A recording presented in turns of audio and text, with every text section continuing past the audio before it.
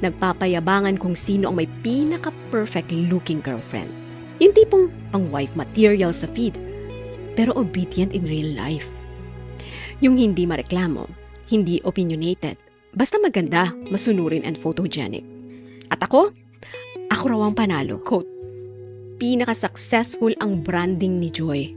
Pang-content creation talaga. Pon ng pang-champion. Para akong nasakal. Hindi ko alam kung mas masakit yung mga sinabing maganda ako o yung wala akong silbi kundi magpaganda para sa content nila. Pagkagising niya, wala na ako. Hindi ko siya hinarap. Blinak ko siya sa lahat. Tinanggal ko lahat ng posts namin. Pero Bettina, ang hindi ko matanggal ay yung tanong sa sarili. Paano ko hinayaang mangyari to? Akala ko I was living the dream. Pero sa totoo lang, I was just living his dream version of me.